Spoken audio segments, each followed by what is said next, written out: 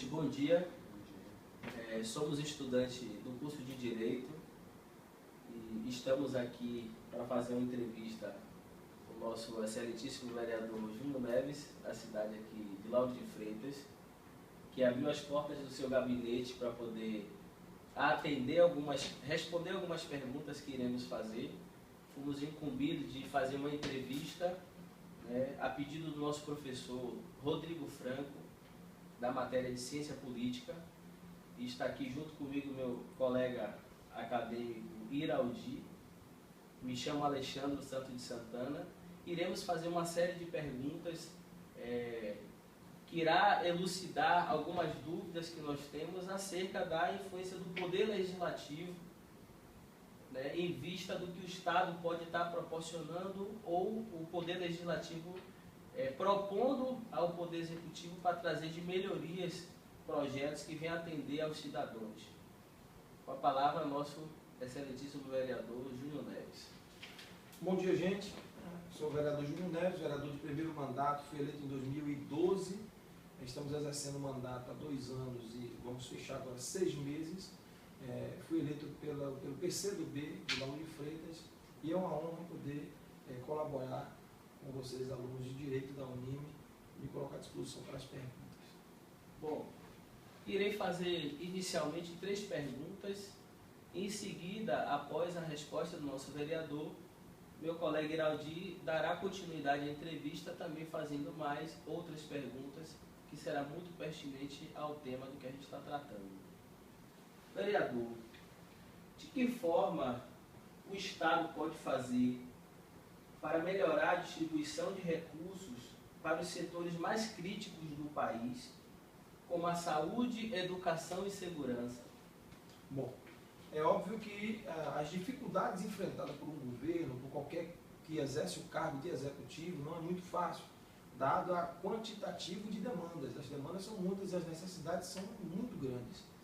O país vem enfrentando uma fase muito boa durante algum tempo. Estamos passando agora por um período de recessão, onde a captação e o ajuste das contas públicas elas são necessárias.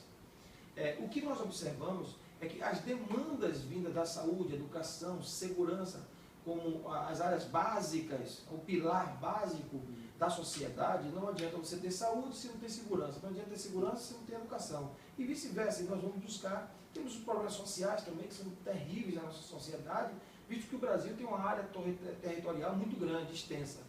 Trazendo para o contexto municipal, nós vemos a necessidade de que o governo tem feito, os esforços que os governos têm feito para sanar os problemas.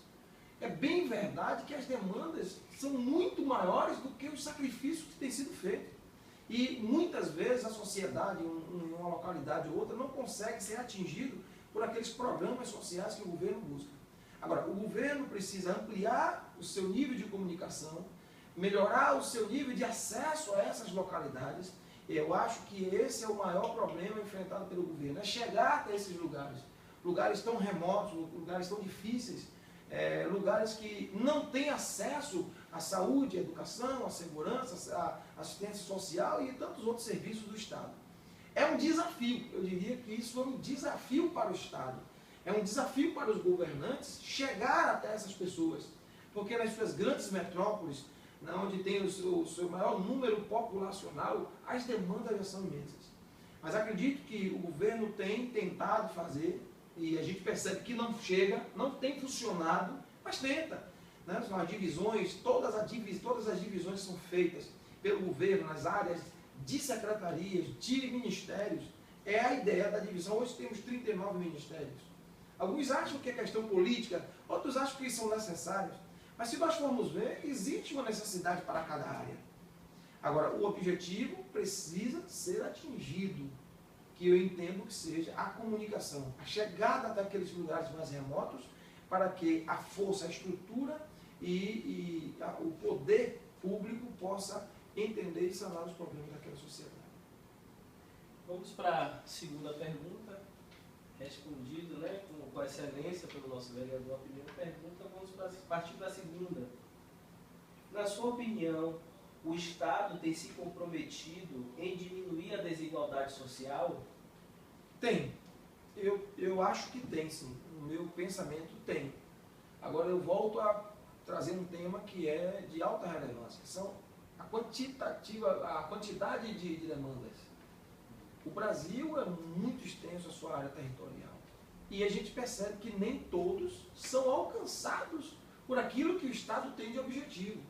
Temos um problema crônico, temos, que dificulta também a conclusão, ou o andamento, digamos, a capacidade do governo chegar a essas pessoas, demandando e criando alternativas para que os problemas sejam sanados, que é a corrupção. A corrupção hoje é um câncer na área política, não somente, como na área social, em todos os lugares. A corrupção, ela tem tirado uma fatia muito grande que poderia estar contemplando a sociedade com os serviços essenciais básicos. Mas eu acredito que isso é uma coisa crônica, isso é desde a época de Pedro Álvares Cabral, quando chegou aqui, ofereceu espelho aos índios, corrompendo os índios. A corrupção é uma coisa muito antiga, mas que tem crescido, tem se agigantado, e por isso as consequências são terríveis na sociedade. Haja visto os grandes rombos que nós temos acesso às informações, e o que está escondido, e o que nós não sabemos. E as grandes denúncias têm sido feitas, e o que tem sido devolvido? O que está devolvendo? Quase nunca. O que se devolve é insignificante daquilo que se é tirado. Aí precisa aumentar as taxas, aumentar impostos, aumentar a água, aumentar a luz, aumentar o combustível. Então a sociedade não aguenta mais isso. Mas acho que o governo tem tentado sim, tenta. Talvez não tenha conseguido com êxito, com uma soberania, com aquilo que a sociedade espera. Mas eu percebo sim, eu não consigo encontrar no meio político só corruptos, não. Eu não consigo encontrar no meio político só corruptos, não. Eu acredito também que tem homens bons, homens de bem, que são influenciados, que são travados por um sistema montado de corrupção, que não é fácil para quem está no meio político. Mas eu acredito sim que o governo tem tentado, não estou falando da sua efetividade, se ele consegue, mas que ele tem tentado, tem. Não sei se ele tem conseguido chegar, e certamente não, aquilo que o governo pensa, aquilo que o Estado pensa, como um atendimento à sociedade, ao cidadão. O senhor, como um dos representantes do povo, de que forma você tem influenciado junto ao Poder Executivo Municipal para atender às demandas das comunidades? Bom, aqui no âmbito do nosso município, uma pergunta que é específica ao município e ao nosso mandato. Desde 1º de janeiro de 2013, nós montamos uma equipe de rua, uma equipe de gabinete, uma equipe de ação. E partindo pelo princípio de que a sociedade ela deve ser ouvida para que as soluções sejam dadas, nós precisamos ouvir a sociedade. Então temos um grupo onde nós ouvimos a comunidade, ouvimos as lideranças, ouvimos os presidentes de associações, os líderes religiosos e entendemos as suas demandas e isso transformamos naquilo que é legítimo a um vereador, a um parlamentar. Seus requerimentos, indicações, projetos de lei e outros recursos, mas essencialmente esse.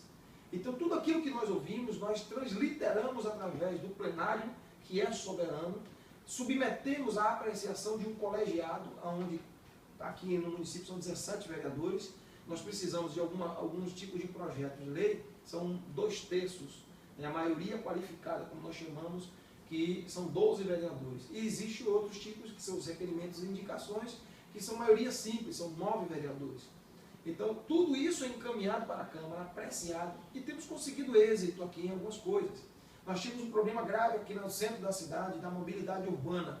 Então, eu conheço um pouco da área de trânsito e transporte, porque fui diretor de transporte por 3 anos e meio aqui na cidade, e fizemos uma indicação ali onde nós temos a chamada via alternativa, que era mão única, e nós tecnicamente fizemos um estudo e entendemos que se tornássemos aquela mão dupla, nós teríamos o quê? Um menor densamento no nosso congestionamento no centro da cidade. O prefeito acatou, o Poder Executivo acatou a nossa indicação, e após a conclusão, hoje nós não resolvemos o problema, mas tivemos uma trafegabilidade muito melhor. Hoje, raramente nós vemos um congestionamento no centro da cidade, a não ser que tenha algum acidente, alguma outra coisa, mas aquela via nos ajudou. Nós temos na área social, nós temos na saúde, nós temos na educação, na área do esporte. Nós trouxemos aqui para a cidade, porque o esporte é uma das válvulas de escape e de ajuda alternativa para os nossos jovens e para a sociedade. Nós criamos a primeira Copa Litoral Norte Fight Team de jiu-jitsu na cidade. Nunca tivemos. Estamos indo agora por 4 anos. É uma Copa que nós trouxemos, nós criamos, junto com a academia Fight Team aqui de Lauro de Freitas. E tem dado um resultado muito bom. Nós temos um trabalho social, um transporte que nós atendemos a comunidade, para levar a comunidade de Lauro de Freitas para jardim zoológico, para lazer, para entretenimento, para sepultamento quando necessário. Então fazemos todo um trabalho social e outras coisas mais que nós indicamos e às vezes aprova na Câmara, mas esbarra em um outro problema, em uma outra situação que depende às vezes do meio ambiente ou depende de um outro parecer jurídico que tem andado, mas graças a Deus a gente tem conseguido êxito sim em muitas coisas, influenciado na melhoria da nossa sociedade, do nosso cidadão aqui lá de Freitas. Bom dia a todos, dando continuidade à entrevista. Me chamo Iraldi, né? Colega aqui do Alexandre, e vamos dar continuidade. Agradecer aqui ao vereador Júnior pela oportunidade que está nos dando, né? Que a gente venha fazer esse trabalho, né, do curso de Direito. E, de antemão, eu te agradeço pela sua atenção. Tá? E gostaria de dar continuidade fazendo algumas perguntas também, no mesmo sentido do que a Alexandre estava passando. Vereador, quais projetos o senhor tem em relação a políticas públicas para ajudar o povo? Nós temos vários projetos de políticas públicas. Hoje nós temos a Secretaria de Políticas Públicas para as Mulheres. É uma secretaria que ela é um pouco complexa, é uma secretaria que lida também com a violência que a mulher vem sofrendo nos últimos dias. O índice de agressão à mulher é muito grande. Tivemos agora uma lei que foi aprovada e já foi sancionada pela nossa presidente Dilma Rousseff, que é o feminicídio, que visa ajudar a minimizar a violência que tem sido cometida contra a mulher. E nós temos algumas indicações, alguns requerimentos solicitando melhorias, como por exemplo, uma delegacia da mulher em Lauro de Freitas. É uma necessidade. É muito importante para a nossa sociedade compreender que temos uma visão de priorizar, de blindar, de salvaguardar os direitos da mulher. A mulher não pode sofrer o que já vinha sofrendo desde o passado. A mulher não podia votar até ontem. A mulher não podia exercer cargo público até ontem. E é um absurdo, mas grandes coisas, grandes avanços já têm sido feitos para a sociedade e nós estamos querendo trazer agora uma delegacia para as mulheres. Para que a mulher tenha um local onde ela ser recepcionada quando agredida e até para intimidar os agressores, para mostrar a ele que existe uma política voltada para a proteção à mulher. Nós temos também aqui um projeto de lei que é tornar a escola pública municipal como uma escola de tempo integral. Nós não vemos outra alternativa para a nossa sociedade que a escola hoje, que é o bem maior, depois da família, eu vou falar sobre isso ainda, depois da família, a escola é o bem maior, é o grande formador do cidadão, depois da família, ele é o grande formador do homem, da mulher, do caráter, do perfil. Então, eu não vejo muitas alternativas de políticas públicas que não passem por aí, pela redução da violência e pela educação. A educação, as escolas precisam, a escola municipal precisa ser de tempo integral. Nossas crianças precisam sair da rua. Nossas crianças precisam deixar de estar vulnerável e de ter fácil acesso aos traficantes, porque ficam na rua. Então, se tivermos uma escola de tempo integral, e isso eu venho lutando, eu venho batendo na tecla, a mãe que vai trabalhar, ela precisa deixar a criança na escola. Eu vou falar talvez um dos últimos tópicos das perguntas, vou dar uma esmiuçada nesse detalhe. E o outro ponto é a valorização da família. E aí eu não podia deixar de falar sobre o que tem sido feito para a destruição da família. E a família, quando eu falo de família, eu falo fundamentado em duas bases. fundamento na Constituição Federal, quando fala o que é conceito familiar. E há uma distorção muito grande do que é família. E nós compreendemos que família é aquilo que está na Constituição Federal. Segundo, é o que precede o que está escrito na Bíblia Sagrada, na Palavra de Deus. Eu sou um parlamentar cristão, praticante, não tenho vergonha, declaro a minha fé, como todo mundo tem direito de declarar a sua, mas eu me orgulho de ser cristão. Tem pessoas que têm orgulho de ser outras coisas, mas eu me orgulho de ser cristão, eu me orgulho de ser um homem regenerado. Eu aprendi isso através de onde? Aprendi através da família. Meu pai e minha mãe. Então, sou filho de um homem e uma mulher simples, humilde, mas que foi fazendo seus cursos, foi ser cabo do Exército, depois foi ser sargento da Polícia Militar, foi delegado da Polícia Civil, saiu candidato a vereador, foi vereador por 14 anos consecutivos aqui na nossa cidade. Nós temos uma tradição política. Há 18 anos ele deixou a política, hoje ele é pastor há 14 e eu assumi o mandato agora. Então nós temos essa história. Eu aprendi tudo que eu tenho, tudo que eu aprendi com a minha família, com meu pai e com a minha mãe. Foi ali que eu aprendi tudo. Então a família precisa ser valorizada. E nós temos alguns eventos que têm destruído a família. Então isso também é política pública. Preservar o seio familiar. Por quê? É muito fácil hoje nós atribuirmos a culpa à polícia militar, à polícia civil, a um governante. Mas se a família está destruída, a criança ela perde a referência no lar, na casa. E eu aprendi uma coisa com um senhor de 93 anos. Ele me disse: meu filho, uma criança que não respeita pai e mãe, ele não respeita mais ninguém. Uma criança que não aprendeu a respeitar o pai e a mãe, ele não respeita mais ninguém. E aí, como ele não respeita mais autoridade alguma, infelizmente, nos confrontos entre a polícia e esses meliantes que se tornam no futuro, porque não tem respeito por ninguém, eles, infelizmente, o índice de criminalidade é alto, porque os autos de resistência têm que crescer. Entre o policial e um bandido, preserve a vida do policial. Muito bem, vereador. Vou fazer mais uma pergunta para o senhor. Qual projeto social, vereador, o senhor propõe para evitar a inserção da criança e do adolescente no mundo do crime? Então, aí agora eu vou falar sobre a escola de tempo integral. Exato. É o carro-chefe.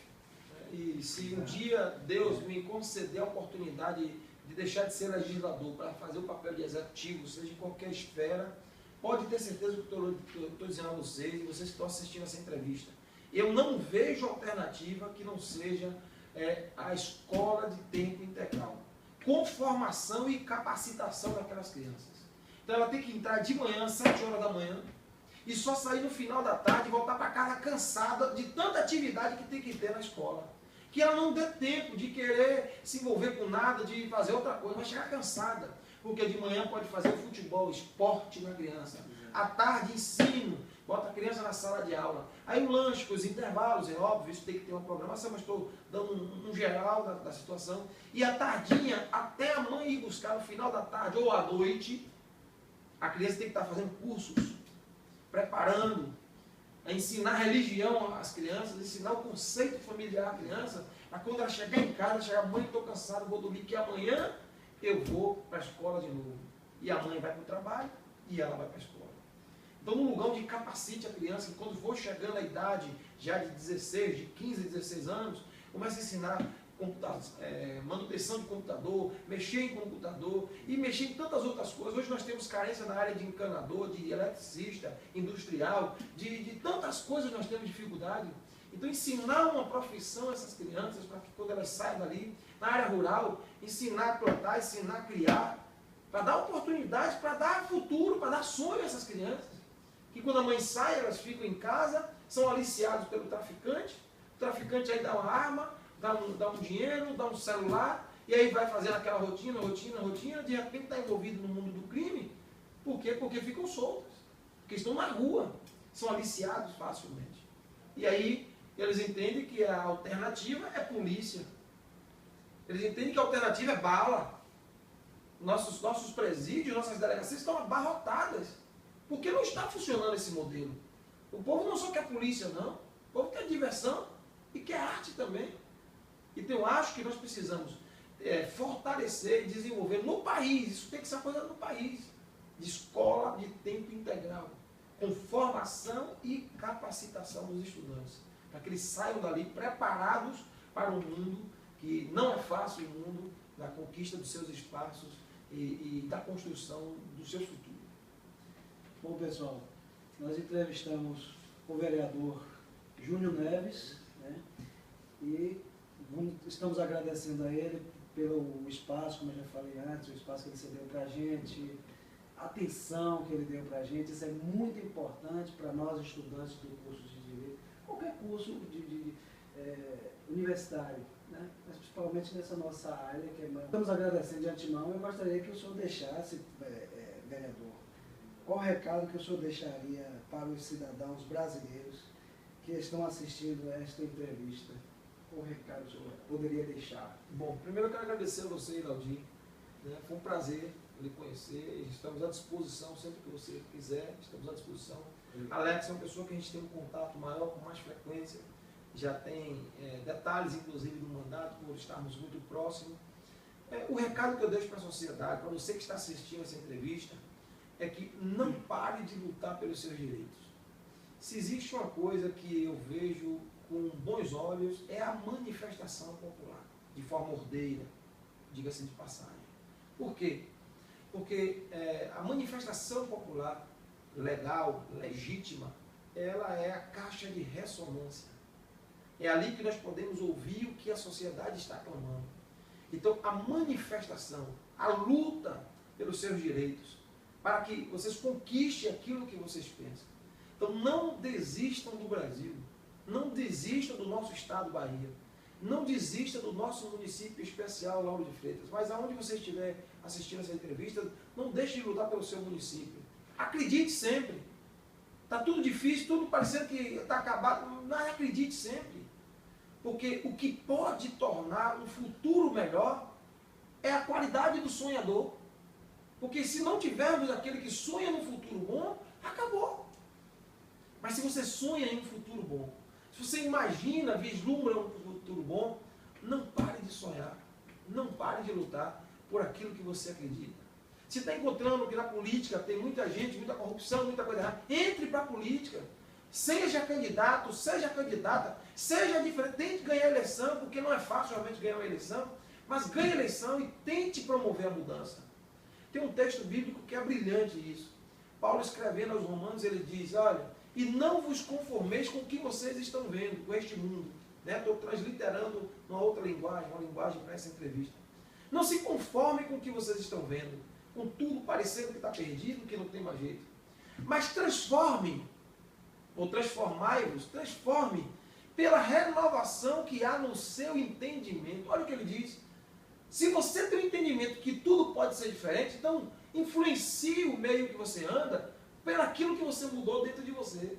Então, se você acredita, passe para as pessoas que é possível. E não se conforme com o que você está vendo, mas transforme pela renovação que há no seu entendimento. Então, acredite, sonhe e vamos construir um futuro melhor, não só para mim nem para você, mas para os nossos filhos, netos e para os futuros moradores dessa terra, do nosso estado, do nosso município. Tivemos o privilégio de conversar com o vereador Júnior Neves, da cidade de Lauro de Freitas, e para nós foi um prazer poder entrevistá-lo, porque saímos daqui enriquecidos com as informações e o conhecimento que ele transmitiu para nós. Forte abraço.